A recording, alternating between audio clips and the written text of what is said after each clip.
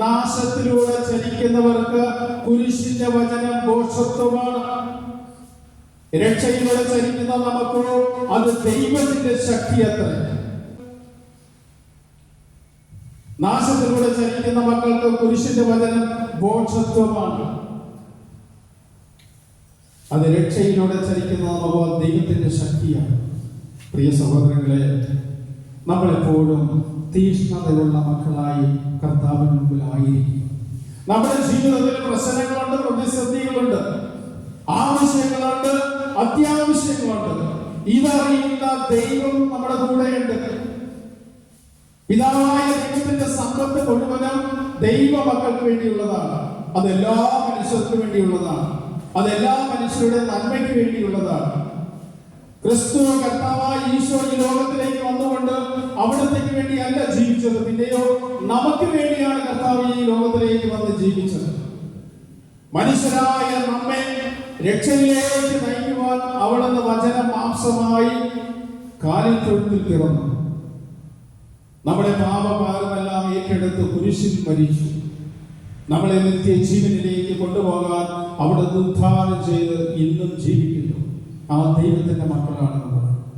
പ്രിയ സഹോദരങ്ങളെ, നമ്മുടെ വ്യക്തിപരമായ പ്രാർത്ഥന ഒരിക്കലും മുടക്കരുത്.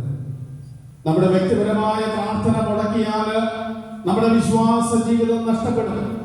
പരിശുദ്ധ അമ്മയോടുള്ള ജപമാല ഭക്തി, വിശുദ്ധ ഔഷധിയോടുള്ള മധ്യസ്ഥ പ്രാർത്ഥന, ഇതൊക്കെ നമ്മുടെ ജീവിതത്തെ കൂടുതൽ വിശ്വാസ ജീവിതത്തെ ശക്തിപ്പെടുത്തുവാനായി നമ്മളെ സഹായിക്കുന്ന ഏറ്റവും വലിയൊരു കാര്യമാണ്. Hallelujah, hallelujah, hallelujah, hallelujah, hallelujah, hallelujah.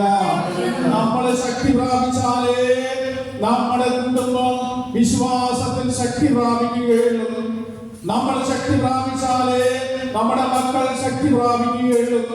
നമ്മൾ ശക്തി പ്രാപിച്ചാലേ നമ്മുടെ കുടുംബത്തിൽ ഏതെങ്കിലും വ്യക്തികൾക്ക് വിശ്വാസ ജീവിതം കുറവാണെങ്കിൽ നമ്മുടെ വിശ്വാസം വഴി അവരെയും ദൈവം അനുഗ്രഹിച്ച് ശക്തിപ്പെടുത്തുകയുള്ളൂ. ആയതിനാൽ പ്രിയ സഹോദരങ്ങളെ, ഈ പരിശുദ്ധമായ പുണ്യഭൂമിയിലേക്ക് നമ്മളെ കൊണ്ടുവന്ന ദൈവം നമ്മളെ കുറിച്ചുള്ള ഒരു പദ്ധതിയുണ്ട്. ആ പദ്ധതി അനുസരിച്ച് നമ്മളെ വിട്ടുകൊടുത്താൽ അവിടെ ആത്മാവിലൂടെ നമ്മെ ഏറ്റെടുത്ത് അനുഗ്രഹിക്കും. Hallelujah, hallelujah, hallelujah, hallelujah. വിശുദ്ധ യോഹന്നാന്റെ സുവിശേഷത്തിൽ 6-ാം അധ്യായം 27-ാം വാക്യത്തിൽ കർത്താവായ ഈശോ ശിഷ്യന്മാരെ നോക്കിക്കൊണ്ട് പറഞ്ഞു, നിങ്ങൾ നശ്വരമായ അപ്പത്തിന് വേണ്ടി അധ്വാനിക്കാതെ മനുഷ്യപുത്രൻ തരുന്ന നിത്യജീവന്റെ അപ്പത്തിന് വേണ്ടി അധ്വാനിക്കുവിൻ. നശ്വരമായ അപ്പത്തിന് വേണ്ടി നിങ്ങൾ ഒരിക്കലും അധ്വാനിക്കരുത്. മനുഷ്യപുത്രൻ തരുന്ന നിത്യജീവന്റെ അനശ്വരമായ അപ്പത്തിന് വേണ്ടി അധ്വാനിക്കുവിൻ.